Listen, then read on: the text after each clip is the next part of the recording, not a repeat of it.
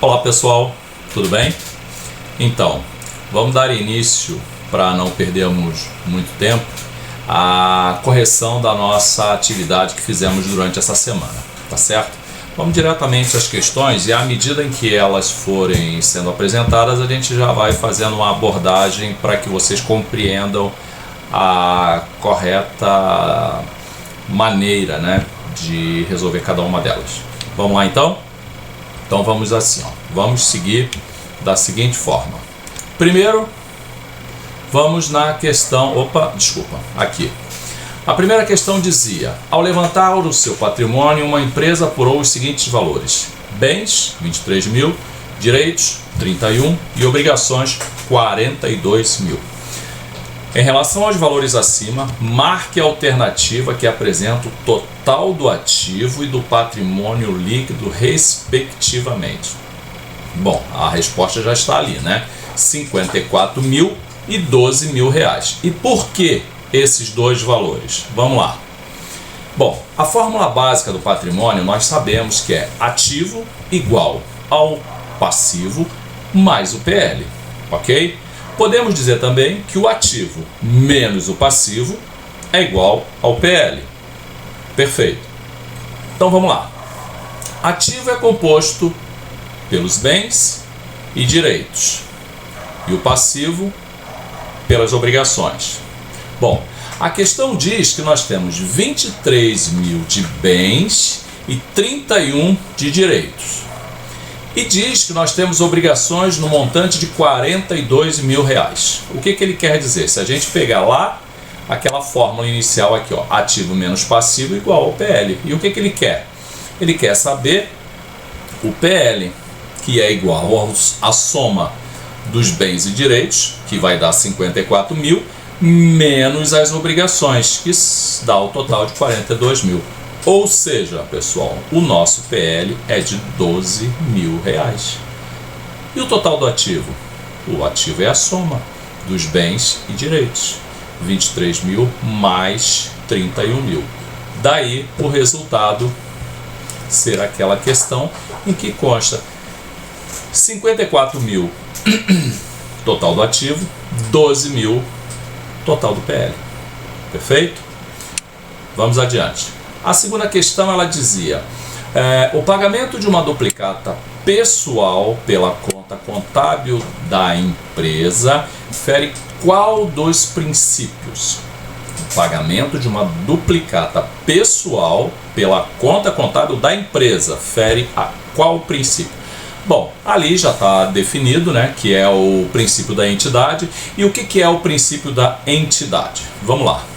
O princípio da entidade, ele diz que ele reconhece o patrimônio como objeto da contabilidade e afirma a autonomia patrimonial, a necessidade da diferenciação de um patrimônio particular no universo dos patrimônios existentes, independentemente de pertencer a uma pessoa, um conjunto de pessoas, uma sociedade ou instituição de qualquer natureza ou finalidade, com ou sem fins lucrativos. Pessoal, é claro que vocês precisam analisar todos os princípios contábeis, mas o da entidade ele é muito claro quando ele define que o patrimônio pessoal não pode se misturar com o patrimônio empresarial. São duas coisas totalmente distintas. Então, naturalmente, a resposta da entidade é em função do questionamento, né? Onde esses dois patrimônios eles não podem se misturar, ok? Vamos adiante.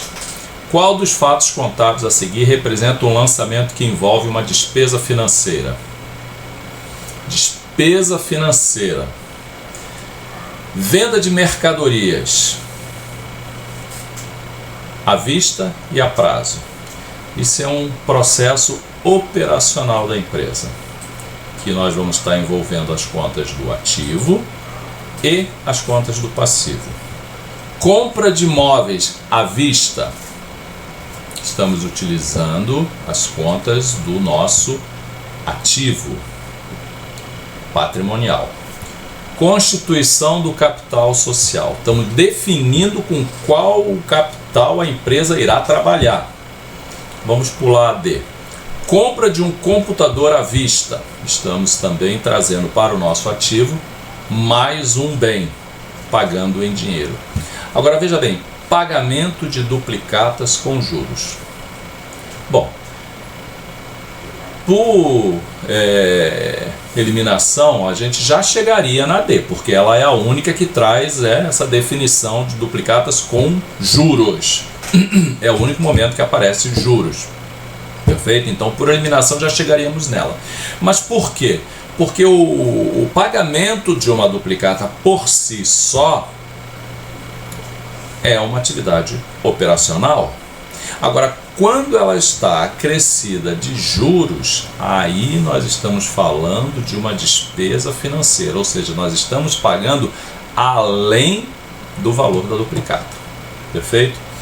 Dessa forma, a despesa financeira ela fica caracterizada no valor a maior que está sendo pago na liquidação dessa duplicata. Simples assim, né, pessoal? Vamos lá. Então vamos aqui, ó, despesa financeira. Qual é a definição? Representa os juros que a empresa deve pagar aos seus credores oriundos de empréstimos por ela contraídos. Perfeito? Muito simples, né? Adiante. A empresa Deprecius adota um método de depreciação linear de acordo com a NBC TG 27R3, ativo imobilizado. As características do ativo imobilizado da empresa estão apresentadas a seguir. Então veja lá. Valor da compra, 1.600.000. Vida útil, 20 anos. Valor residual, R$160.000. Perfeito. Agora vamos para a pergunta. Considerando os dados apresentados, a depreciação acumulada e o valor contábil do ativo imobilizado ao final do 5º ano de disponibilidade para uso são respectivamente em reais. Veja bem, pessoal, nós não podemos confundir aqui, aliás, nós precisamos prestar atenção no que a pergunta ela está nos direcionando, de que maneira que nós vamos trabalhar a questão. Mas isso vai depender muito da pergunta. Nós não podemos sair simplesmente calculando depreciação ou qualquer uma outra forma matemática sem entender o que a questão está querendo que a gente faça. E ele quer saber o quê? Ele quer saber o valor da depreciação acumulada e o valor contábil do ativo. O valor contábil do ativo, aquele valor que vai aparecer lá no balanço patrimonial. Perfeito? Vamos lá. Bom, a gente sabe que a depreciação anual, né, do valor que foi informado, nós temos que retirar o valor residual. O que é o valor residual? Ao final de todo o processo de depreciação é aquele valor que aquele bem ainda vai possuir no balanço. Perfeito? Tá. Isso é quando nós concluirmos todo o processo de depreciação. É para nós podermos calcular a depreciação. Então nós precisamos retirar o valor residual. Nesse caso, aliás, isso, só complementando, para que a gente consiga estabelecer os valores que nós vamos depreciar anualmente, ok? Então vamos lá. 1.600.000 menos o valor residual de 160.000, o que nós vamos depreciar? 1.440.000. Ok. 1.440.000 em 20 anos, como diz a questão, 72.000 anual. Se nós temos que depreciar 72.000 anual e ele quer saber em 5 anos linear, é só multiplicar, né?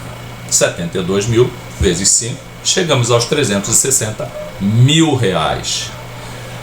Ok, então nós já sabemos que o valor da depreciação em 5 anos é R$360.000. Tá, mas e o valor contábil, aquele que vai aparecer lá no balanço? Pessoal, nesse caso, o valor total do bem é 1.600.000. O valor da depreciação, 360.000. O valor contábil será o valor de 1.600.000 menos o 360.000, que vai dar o 1.240.000 reais. Aí você pode me perguntar, mas e o valor residual? O valor residual é o que vai sobrar no final de todo o processo da depreciação, ok? Mas para efeito de balanço, para efeito de valor contábil, é claro que esse valor ele tem que permanecer considerando o valor total do bem. Então, nesse caso, vai aparecer lá o valor contábil 1.600.000 menos 360.000, que vai dar 1.240.000. Ok? Entendido, pessoal? Vimos isso em sala de aula mais de uma vez. Mas agora nós estamos só reforçando para quem ainda não havia entendido. Perfeito, pessoal? Então tá, vamos à seguinte. Marque a alternativa que apresenta um dos procedimentos adotados para apuração do lucro ou prejuízo. Lembra quando falamos que nós temos as contas patrimoniais e temos as contas de resultado. De onde se apura o lucro ou prejuízo? Das contas patrimoniais ou das contas de resultado? Das contas de resultado, certo? Esse é o primeiro entendimento que nós precisamos ter. Ok, das contas de resultado. As contas de resultado, elas trabalham especificamente com quais como é que eu posso dizer? Com as contas de receitas, naturalmente, né? Porque é o total da venda e eu quero apurar o resultado, é o total das minhas vendas menos as despesas que ocorreram em função das minhas receitas. Ou seja, eu preciso confrontar o total da minha receita com as minhas despesas para eu poder apurar o quê? O lucro ou o prejuízo. Só isso, pessoal. Apurar saldo da conta caixa, nunca, né? Conta caixa é conta patrimonial. Confrontar saldo de fornecedores é conta patrimonial. Efetuar conciliação bancária, nunca. Conciliação bancária, aí nós precisamos pegar todas as contas, aquela movimentação, isso nunca vai me dar um resultado de lucro ou prejuízo. Saldo de cliente com as vendas a prazo, essas questões são só para confundir a cabeça de quem ainda não entendeu que as contas de resultados, elas são confrontadas entre total da receita e a dedução das despesas. Vamos lá, tem uma definição aqui bem clara. Ó.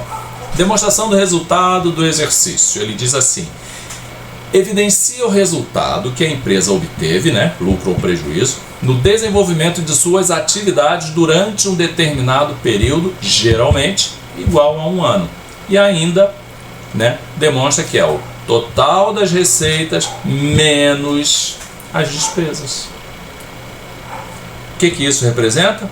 É o confrontamento entre o total do que nós recebemos em forma de venda, deduzidos os custos e as despesas relacionadas ao que nós precisamos, o que nós fizemos para obter essa receita. Ok? Nunca mais vão errar? Perfeito. Vamos adiante. Considere os saldos finais das contas apresentadas a seguir, apurado no mês de março de 2018. Caixa e equivalente de caixa, 10.000. Vendas, 18. Fornecedores, 5. Custo da mercadoria vendida, 8.000. Despesa com salário, 3.000. Salários a pagar, 3.000. Mercadorias, 29. Capital social, 24. O que ele quer saber? Determine o resultado do período. Lembra da questão anterior? Como é que nós apuramos esse resultado? Como é que se apura o resultado? Resultado, ele está falando aqui, ó, determine o resultado. E quando a gente fala de resultado, nós estamos falando de DRE. Mas vamos lá, vamos por partes. Como eu sei que vocês já conhecem bem a configuração de um balanço patrimonial e de uma DRE, vamos lá. O que nós temos no balanço patrimonial? As contas, vai lá, ó. Caixa e equivalente de caixa, mercadorias, né? Fornecedores, salários a pagar, o capital social, essas são contas patrimoniais. E olha lá o resultado do total do ativo, se não está diferente do total do passivo. E por que está diferente?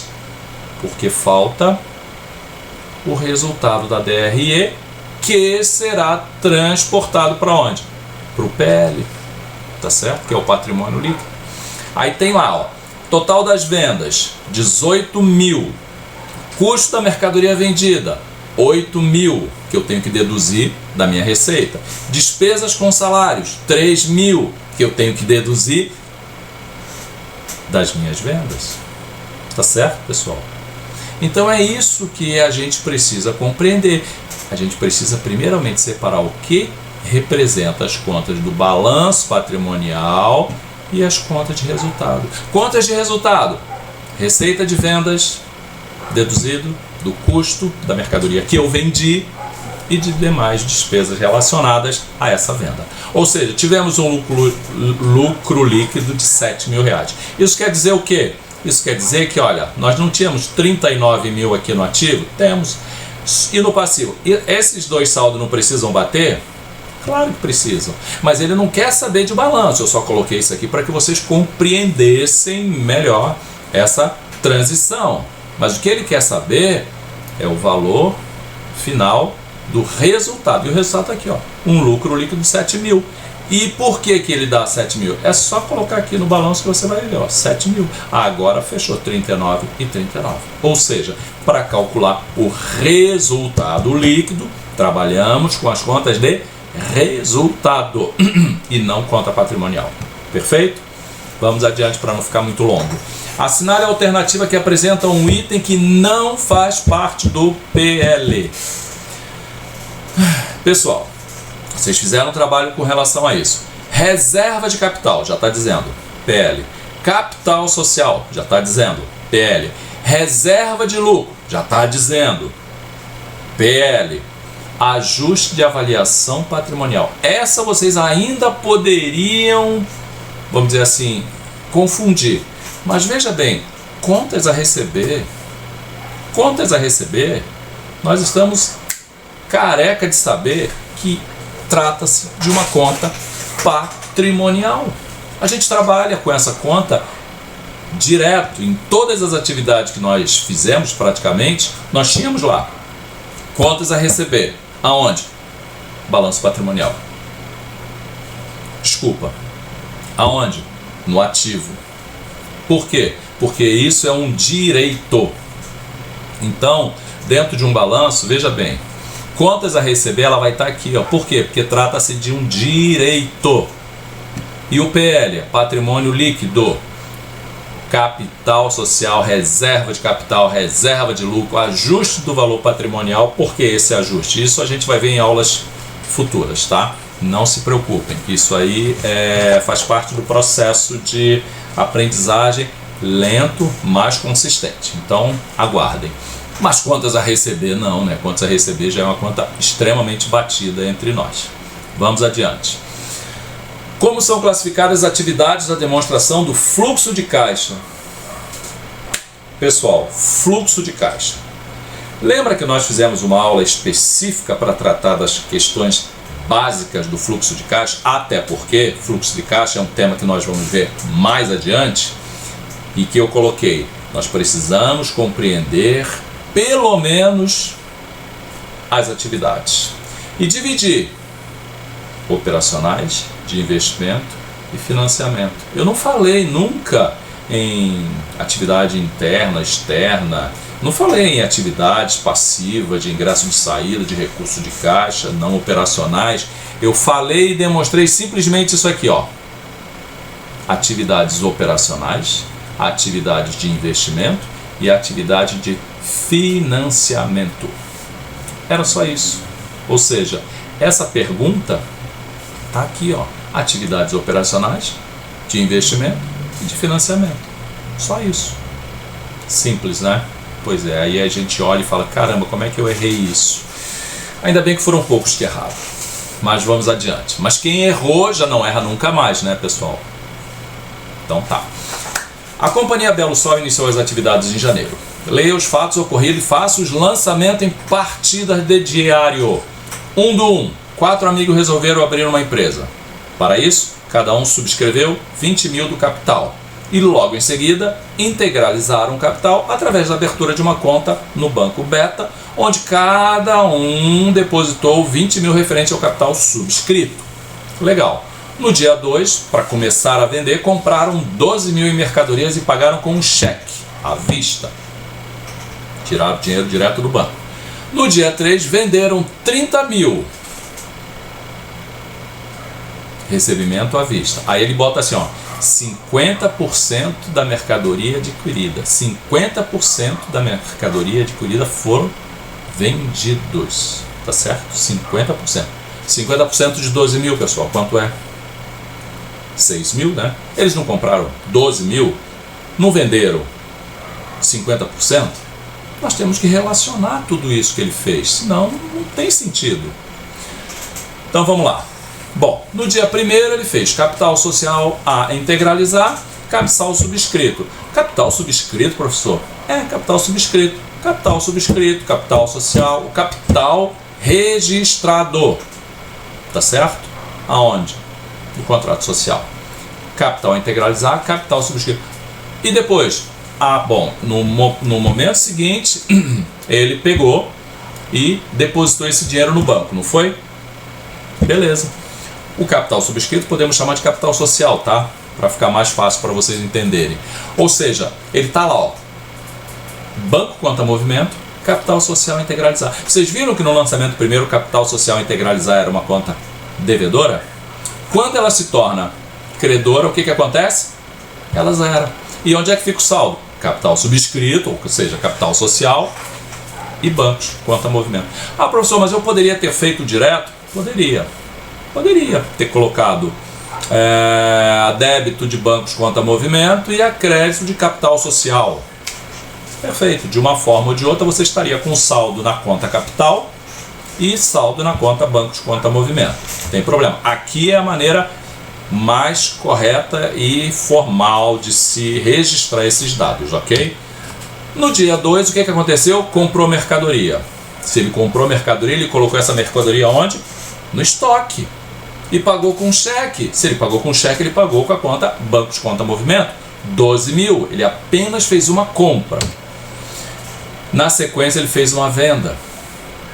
E ele não está falando em ICMS, não está falando em nenhum outro tributo. Ele está falando que vendeu 50% das mercadorias.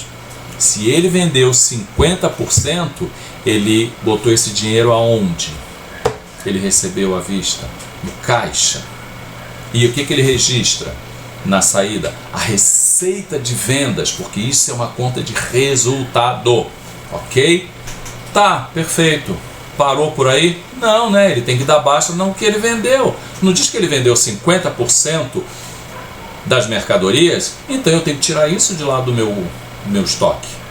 Senão vai ficar aparecendo lá no estoque que eu ainda tenho 12 mil de mercadorias, quando na verdade eu não tenho mais, porque eu vendi 6. Lembra que ele disse que vendeu 50%? Então eu tenho que registrar o custo da mercadoria vendida e a saída do quê? Do estoque de mercadoria de 6 mil. Vejam essa conta aqui, ó, estoque de mercadoria aqui, ó, quando ele compra, tá lá a débito de 12 mil, não tá? Quando ele vende, ó, sai 6 mil, ou seja, ficou um saldo de 6. Era apenas isso que era para fazer. 4 lançamentos, a questão está resolvida, tá certo? E não falamos de ICMS, esquece isso que não foi dito em momento algum. Beleza? Vamos adiante. A contabilidade, em seus lançamentos, usa a teoria que o total das origens deve ser igual ao total das aplicações. Sabendo que determinada organização apresentava situação patrimonial abaixo explicitada, indique, apresentando os cálculos, o total das origens da empresa. Caixa, 150 mil. Duplicados a receber, 200 mil. Salários a pagar, 250 mil. Terrenos, 50 mil. Financiamentos a pagar, 220 mil. Móveis e utensílios, 70 mil. Pessoal, a coisa mais simples para resolver uma questão dessa, monta o balanço, fica mais fácil. Quando você monta o balanço, você consegue enxergar com clareza onde é que está a origem da aplicação. Por quê? Porque nós sabemos que as origens são as contas, ou melhor, o nome já diz, né? Ele se origina do capital próprio e do capital de terceiros. Ou seja, ele se origina do passivo. Se nós montarmos esse balanço, fica claro, porque a gente consegue enxergar com clareza quais são as contas do ativo e quais são as contas do passivo. O que nós temos lá de passivo? Salários a pagar, financiamentos a pagar. Não é isso? Quais são as outras que estava lá na questão? Estava lá, caixa, que é conta de ativo, duplicados a receber, que é conta de ativo, terrenos, conta de ativo, móveis e utensílios, conta de ativo, mas ele quer a origem. E a origem são as contas do passivo. Então tá aqui, ó, total das origens, 470 mil. Perfeito? 470 mil. Feito pelos salários a pagar e pelo financiamento a pagar. Ah, mas o ativo também está dando 470 mil. Claro, né? A gente não falou que o total das origens ela é igual ao total das aplicações? Por quê? Porque o total do ativo é igual ao total do passivo, sempre. Então era só fazer isso e você tinha a questão resolvida. Perfeito? Vamos lá. Como eram 3 provas, tem algumas questões que se misturavam, outras nem tanto. Os usuários das informações contábeis são pessoas físicas e jurídicas que as utilizam para registrar e controlar a movimentação de seus patrimônios, bem como aqueles que, direto ou indiretamente, têm um interesse nesse controle. Assinale a alternativa que contém somente usuários externos da contabilidade. Pessoal, externos. Bancos externos? É, claro que é. Gestores? Não, né? Gestores da empresa não são externos, são internos. Investidores são externos? São pessoas anônimas muitas vezes. E funcionário? Não, funcionário é interno, ele está ali no dia a dia, operacionalizando. Fornecedores é externo? Claro que é. Fornecedores são aquelas pessoas externas à empresa. E gestores? Não, gestores estão dentro da empresa.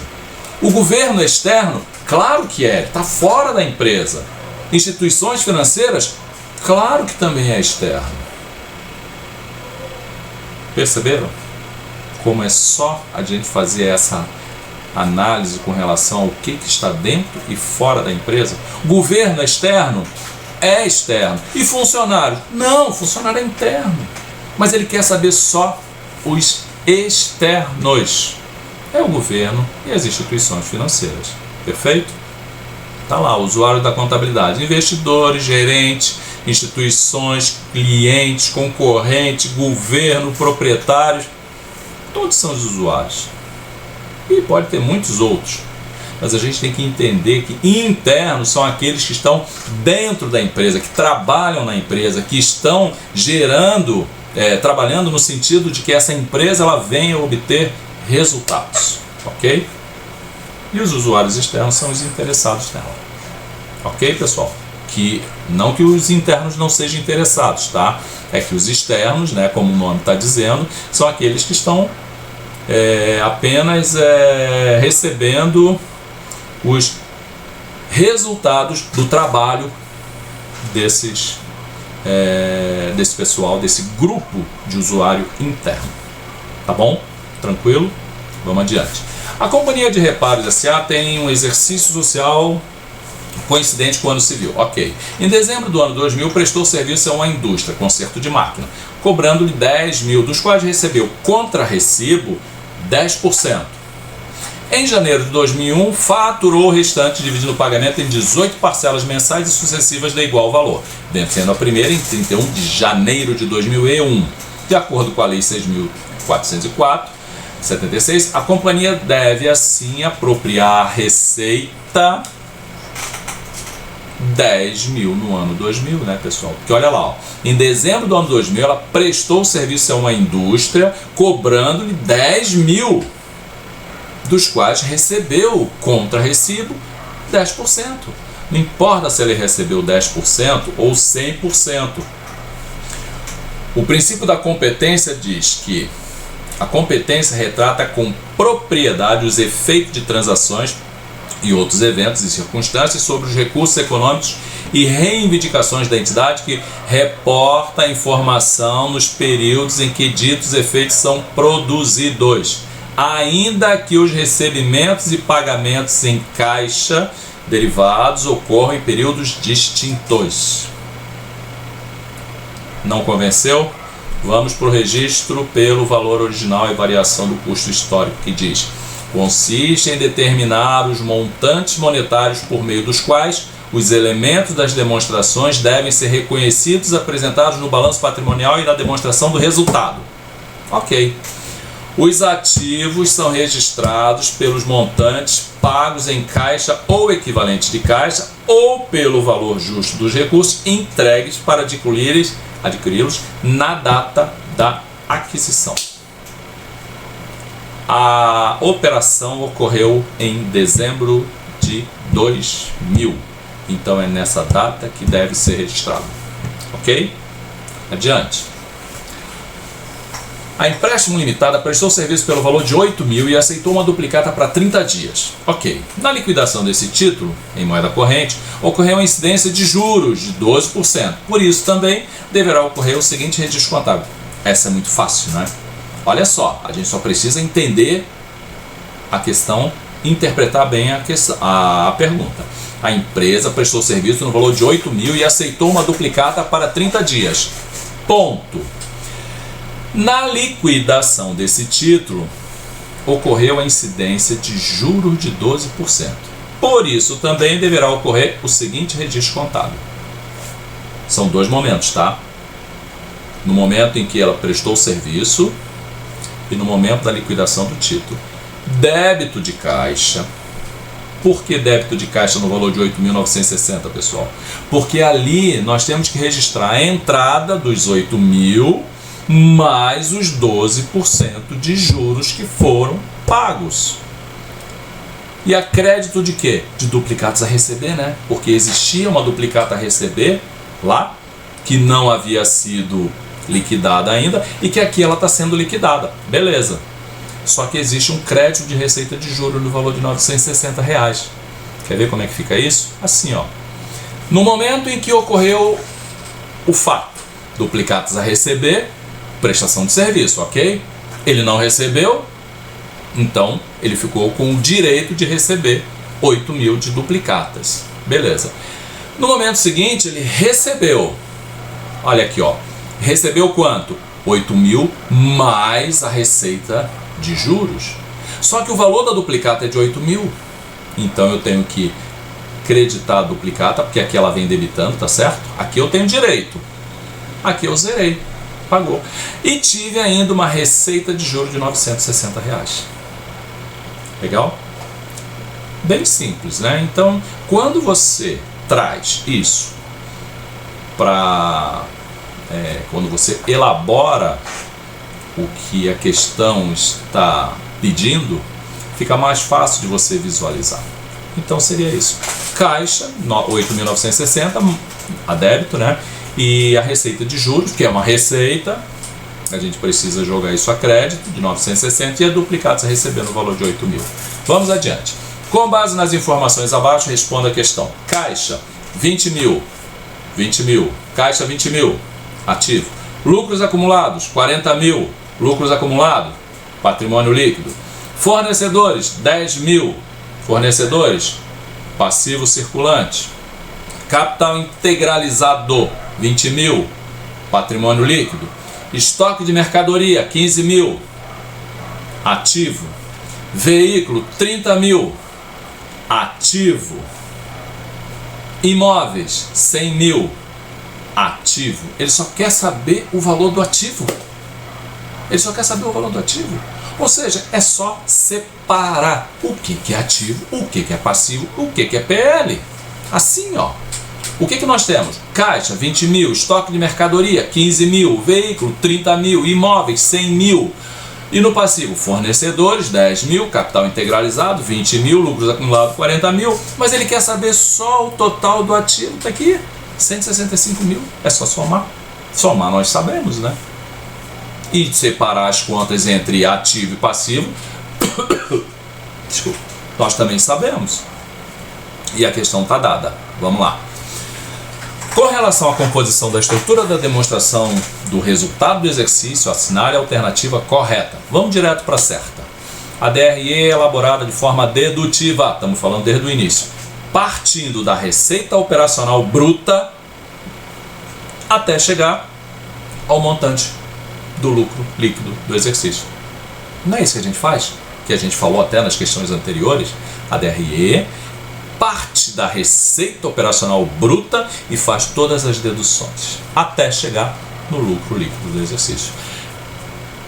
Até chegar, tá, aqui ela fala, né, elaborada dedutiva partindo da receita operacional bruta até chegar ao montante do lucro. E para isso ela faz o quê? A dedução do custo da mercadoria vendida, ela faz a dedução do ICMS, ela faz a dedução das despesas, ela faz a dedução dos impostos, ela faz a dedução de tudo em cima do valor da venda, para obter o que? O lucro do exercício. Perfeito? E por que isso acontece? Vamos lá. A demonstração do resultado do exercício discriminará a receita bruta das vendas e serviços, as deduções de vendas, os abatimentos, os impostos da apuração do lucro líquido do exercício, para apuração. Eu fiz questão de colocar essa solução aqui, porque tudo isso que eu estou botando aqui na solução, tá, pessoal? Tá lá no material de revisão que foi passado para vocês antes da prova. Vamos lá. De acordo com a estrutura conceitual para elaboração e divulgação do relatório contábil financeiro CPC 00R1, as características qualitativas são atributos que tornam as demonstrações contábeis financeiras úteis para seus usuários. Assinale a opção que apresenta as características qualitativas de melhoria: comparabilidade, verificabilidade, tempestividade e compreensibilidade. Essas são as características qualitativas que também estavam lá no material revisional. Características de melhoria. Vamos ver? Comparabilidade permite que os usuários identifiquem e compreendam as similaridades dos itens e diferenças entre eles. A comparação requer, evidentemente, no mínimo 2 itens. Verificabilidade significa que diferentes observadores podem chegar a um consenso, embora não cheguem necessariamente a um completo acordo. Tempestividade, ter informação disponível para tomadores de decisão e tempo de poder influenciá-los em suas decisões. E a última, compreensibilidade, classificar, caracterizar e apresentar a informação com clareza e concisão. Tudo isso no material revisional. Beleza? Bem assim, sem tirar nem pôr. Com relação ao conteúdo e à preparação da demonstração das mutações do patrimônio, é correto afirmar que a DMPL deve apresentar a movimentação ocorrida durante o exercício nas diversas contas do patrimônio líquido. Bom, é só nós identificarmos o que significa DMPL, que está escrito lá em cima. Demonstração das mutações do patrimônio líquido. O nome DMPL já dá a resposta. DMPL deve apresentar a movimentação, só faltava ter colocado aqui a mutação, né? Que é a mesma coisa, ocorrida durante o exercício nas diversas contas do patrimônio líquido. Não tem nem o que discutir nessa questão, né? Tá dada. Mas tem aqui uma explicação também, DMPL, porque isso também estava no material revisional. Demonstrações que apresentam o lucro ou prejuízo do período, itens de receita e despesa reconhecidos diretamente no patrimônio líquido do período, os efeitos das alterações na política cambial e correção de erros reconhecidos no período e as quantias das transações com sócios e em suas condição de sócio durante o período. Perfeito? Vamos adiante. Essa não ficou muito clara aqui, mas vocês sabem, né? Uma sociedade empresária efetuou o recebimento por caixa de uma duplicata no valor de 10 mil, paga em atraso, com incidência de juros de mora no valor de R$500. o que totalizou um recebimento de 10.500. Efetue a escrituração. Essa eu nem precisaria colocar uma solução, né? Porque eu acredito que de tão simples todos devem ou deveriam ter acertado. Vamos lá.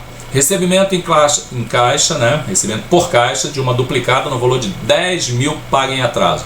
É só um lançamento, né, pessoal? E como é que é esse lançamento? Tá ali, ó. Caixa, duplicatas a receber, receita com juros. Lembra como é muito parecida com aquela anterior? Se ela registrou recebimento por caixa e teve receita financeira é receita de juros. Eu tenho que registrar isso. O que entrou foram os 10.000 mais a receita de juros no caixa. Mas eu tenho que registrar. A duplicata não muda o valor.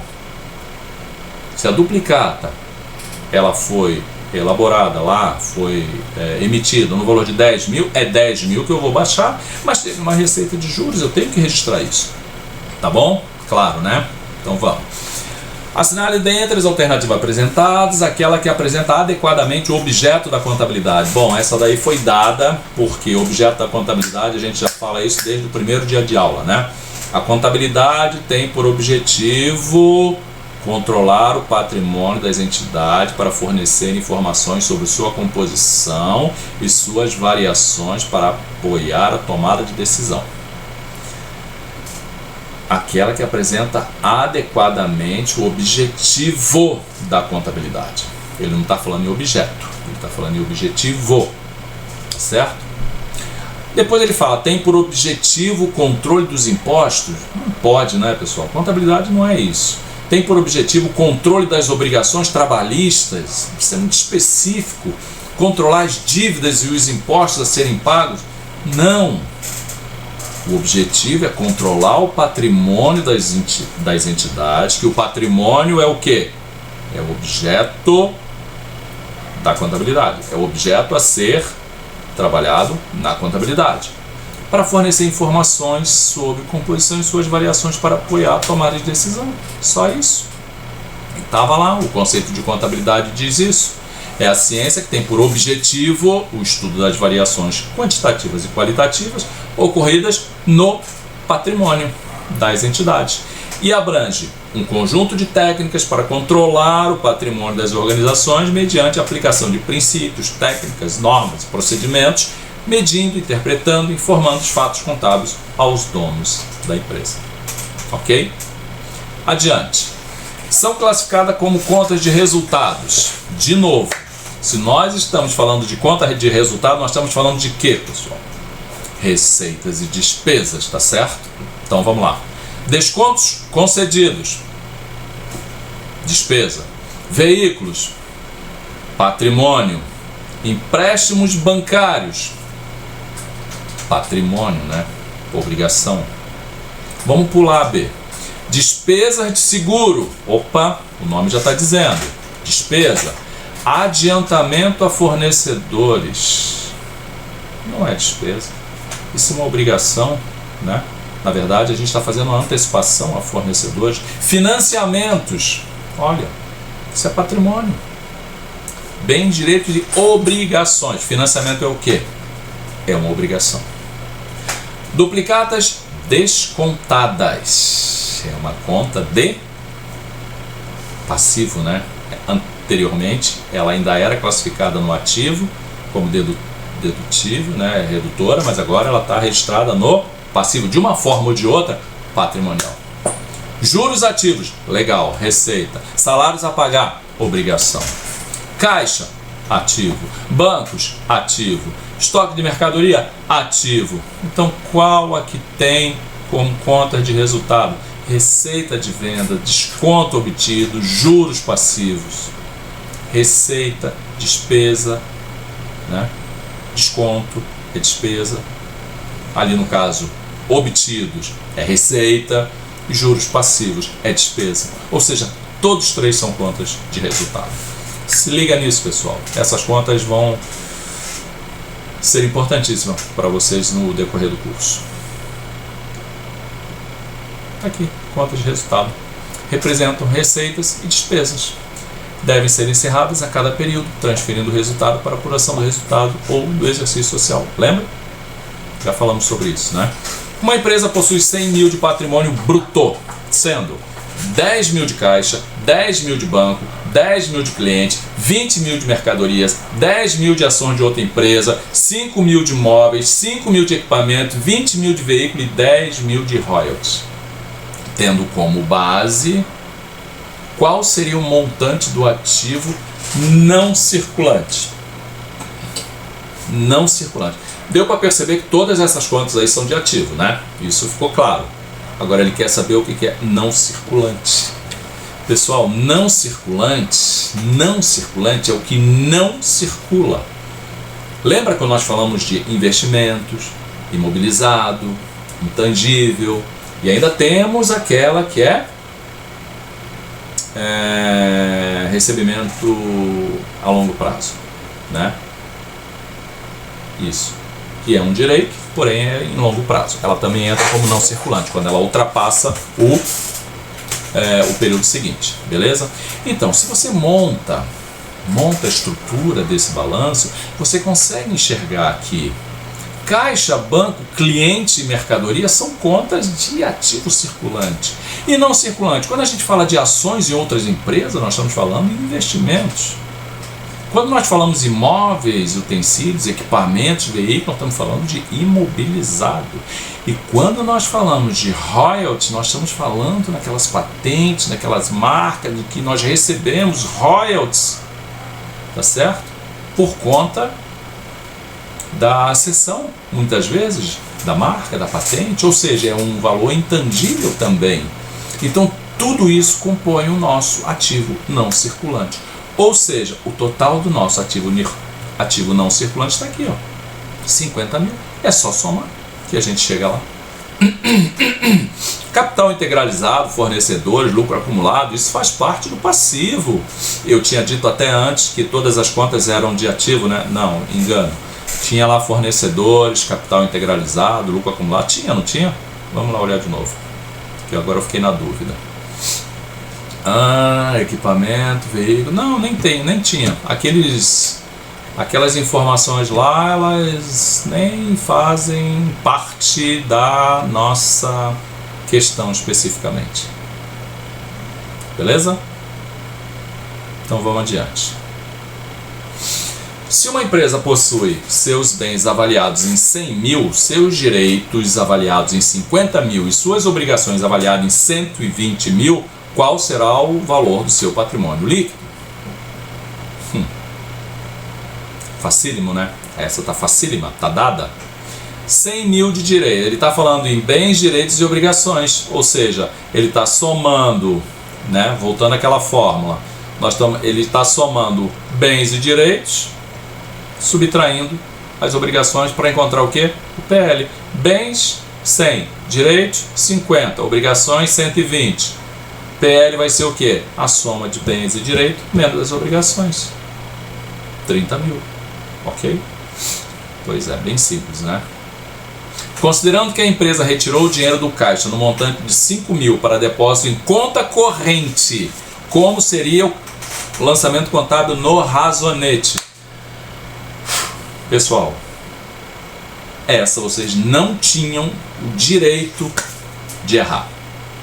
Ainda bem que foram poucos, mas mesmo os poucos, não pode errar. Nós não podemos sair de uma fase, de um semestre, sem saber colocar as contas no razonete, que é a forma mais simples que temos.